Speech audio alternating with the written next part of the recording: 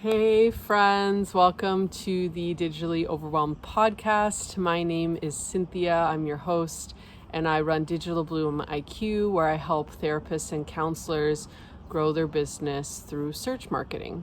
This is episode 223 of the podcast, and we're going to be talking all about some SEO strategies and tips specifically for therapists and counselors.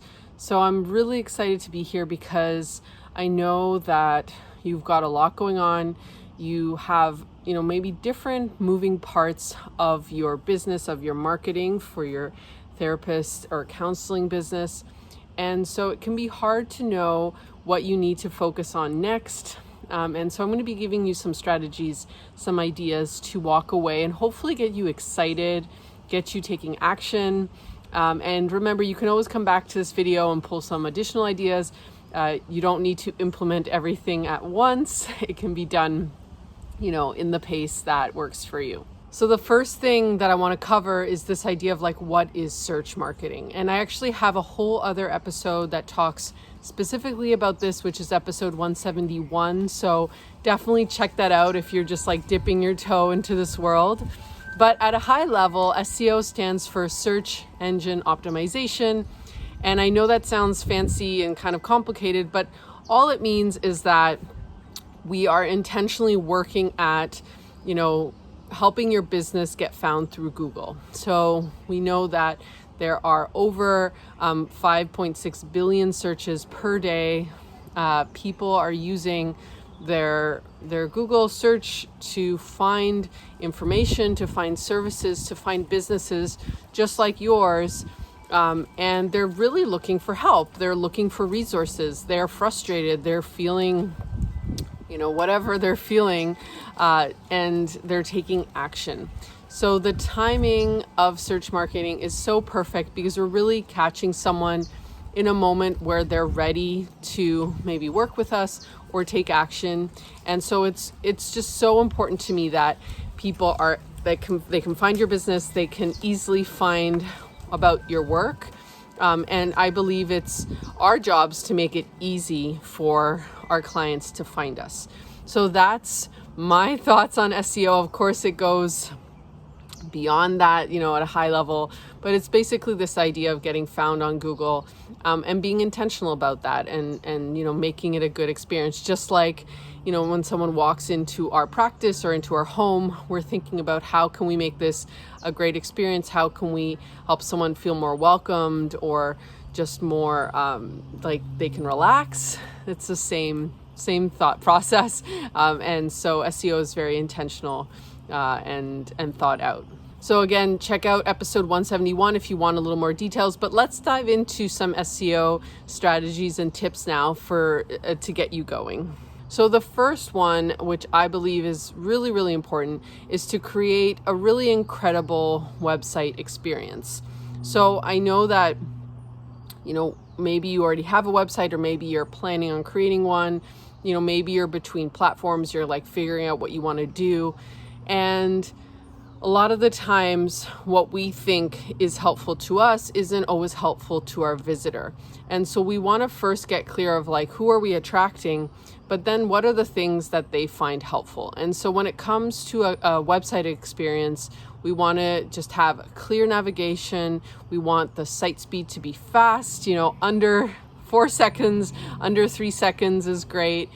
We want them to be able to get information and be able to read things, making the font size big, at least 14 pixels is another great example of something a lot of people overlook because they just assume or they don't know, what makes a great experience. So putting ourselves in the user's shoes, yes, it is our website, it is our online home, but we want to make it welcoming to our visitors. And so we're really centering our decisions around their needs, around what they're expecting and what they're coming to our businesses for.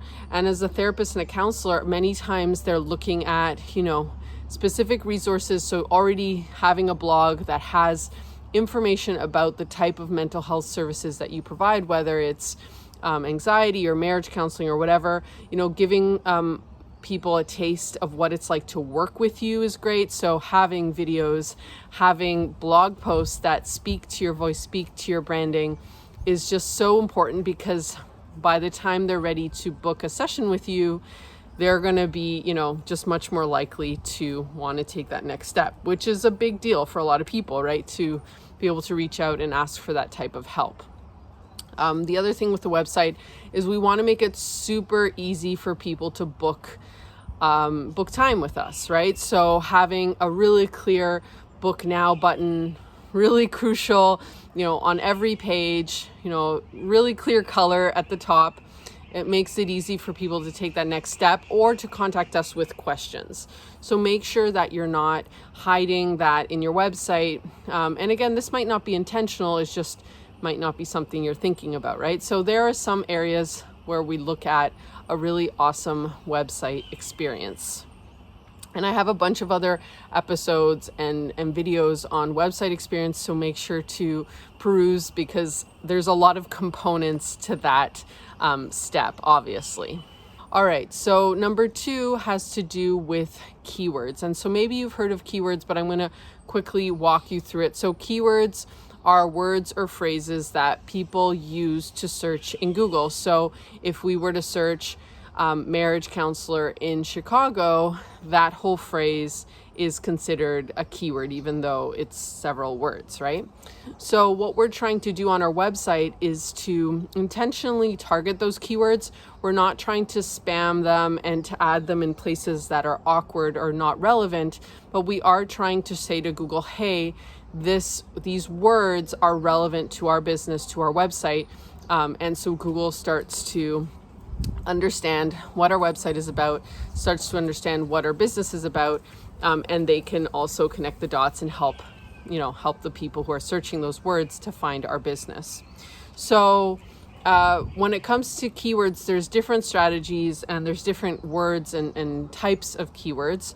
But at the end of the day, what I think is really important is to make sure you're picking keywords that not just have a certain amount of traffic, but that also are really connected to your business goals.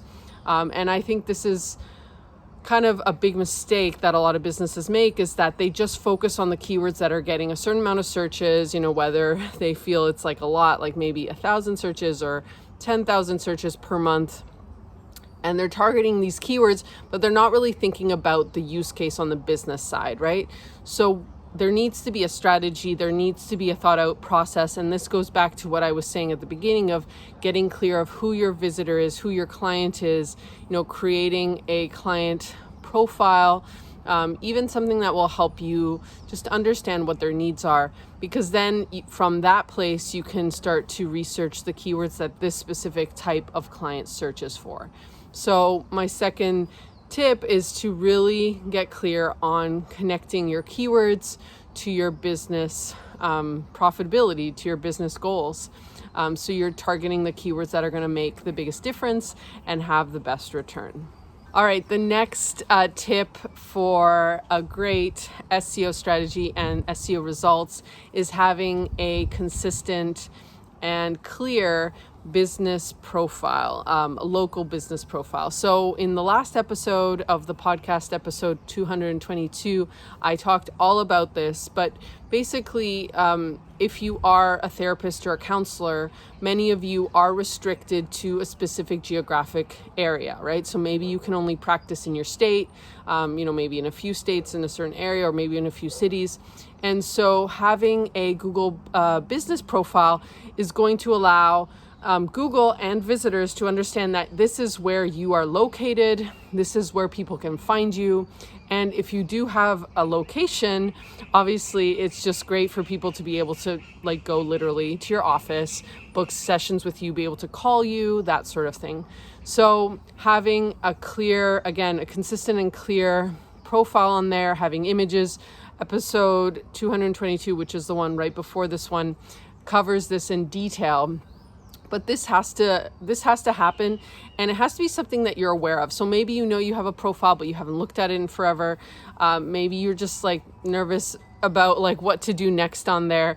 So just start by claiming it, by copying the link of your profile so you have it handy. You can just do that by just like searching for yourself in Google and then just copying the URL, the thing at the top of the browser. And that's going to help you start to build that awareness and start to take ownership of that. And that, again, if you're a therapist or counselor, that has to happen because this is an important part of your local SEO strategy, which is basically these location or geographical based searches that are happening on Google.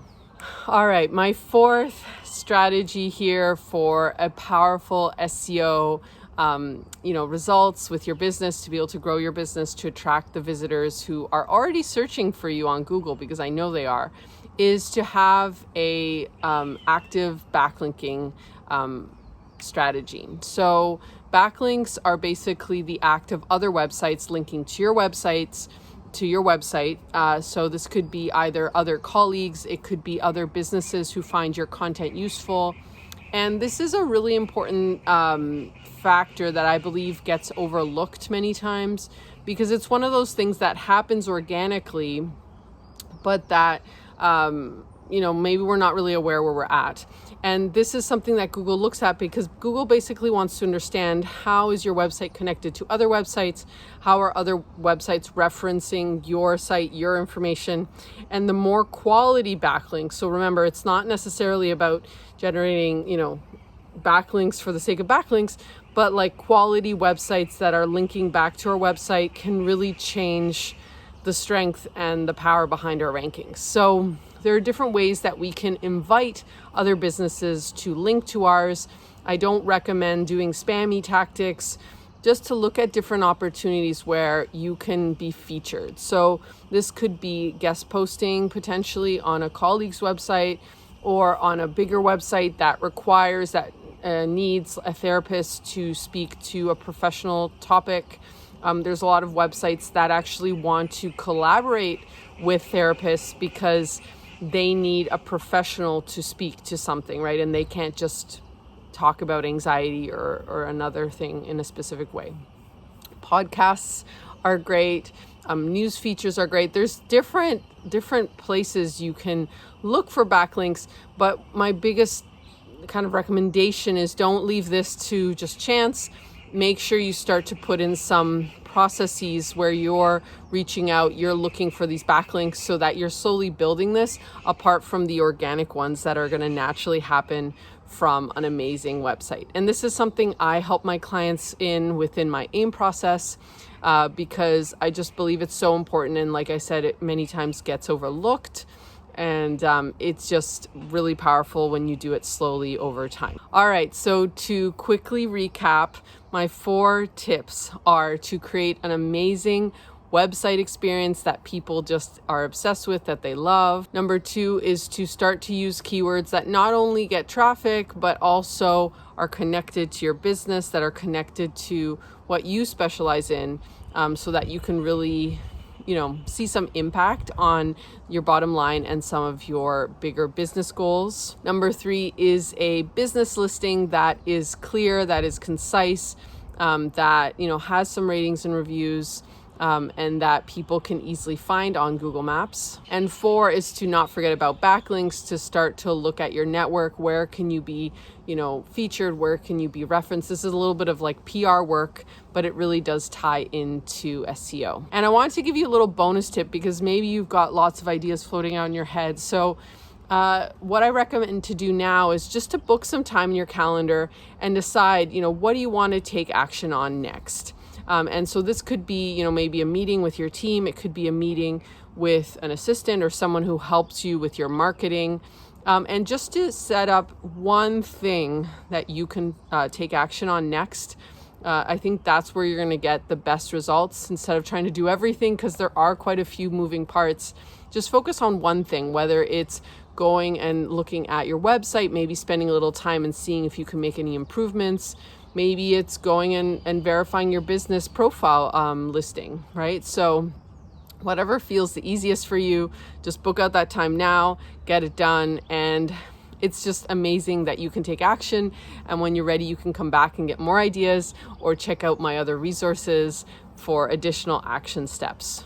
And if you're feeling the need for a little bit of extra help, a little bit more guidance on specifically what is going to get you the best traction in the short term in the next 3 to 6 months, I recommend you check out my SEO discovery calls. So these are a few calls we do every single month. They're limited spots, and we basically look at your listings, we look at your keywords, and we give you a plan for the next few months to be able to start to get traction with your search marketing, start to grow your business, start to get more leads coming to your website.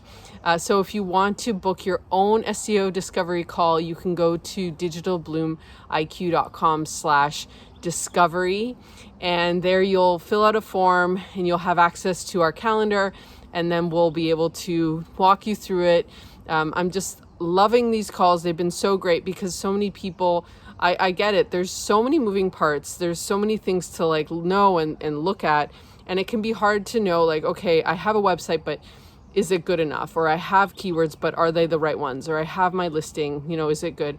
So just to have a priority, a list of things that are specific to you is really important. So you can go ahead and check out that link. I'll have it in the show notes as well. And just book that time with us. All right, my friends, have a great day, and I will catch you next week on the podcast.